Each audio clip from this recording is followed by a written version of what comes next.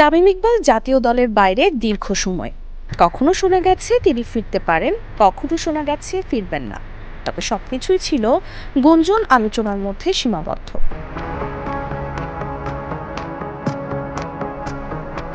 অবশেষে তামিম নিজেই জানালেন আন্তর্জাতিক ক্রিকেটে আর ফিরছেন না। শুক্রবার সামাজিক যোগাযোগ মাধ্যম ফেসবুকে আবেগঘন একটি স্ট্যাটাস দিয়ে অবসরের ঘোষণা দিয়েছেন তামিম। তার ফেসবুক স্ট্যাটাসটি পাঠকের জন্য হুবহু তুলে ধরা হলো। আন্তর্জাতিক ক্রিকেট থেকে দূরে আছি অনেক দিন ধরে, সেই দূরত্ব আর ঘুচবে না। আন্তর্জাতিক ক্রিকেটে আমার অধ্যায় শেষ। অনেকদিন ধরেই এটা নিয়ে ভাবছিলাম। এখন যেহেতু সামনে চ্যাম্পিয়ন্স ট্রফির মতো বড় একটি আসর, আমি চাই না আমাকে ঘিরে আবার আলোচনা হোক এবং দলের মনোযোগ ব্যাহত হোক। এটা অবশ্য আগেও চাইনি বলেই অনেক আগে নিজেকে বিসিবির কেন্দ্রীয় চুক্তি থেকে সরিয়ে নিয়েছি।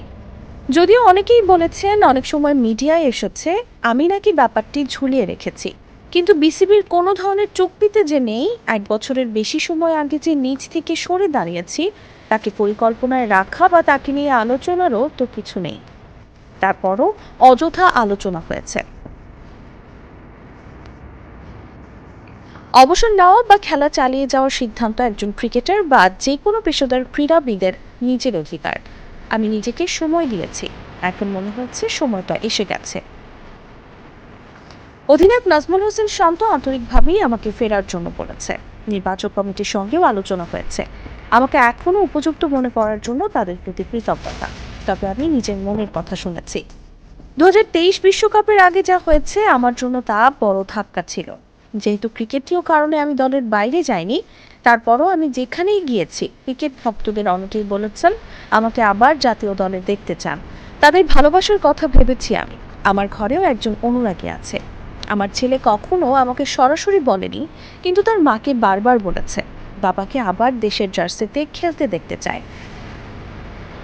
ভক্তদের হতাশ করার জন্য আমি দুঃখিত। ছেলেকে বলেছি, তুমি যেদিন বড় হবে সেদিন বাবাকে বুঝতে পারবে।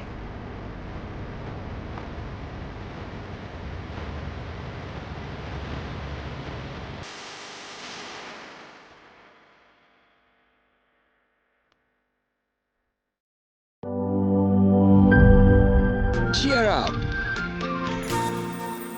চলো পুরাই খুশি নতুনের সাথে তুলে নিয়ে হাতে cheer up, oh oh cheer up, oh oh cheer up.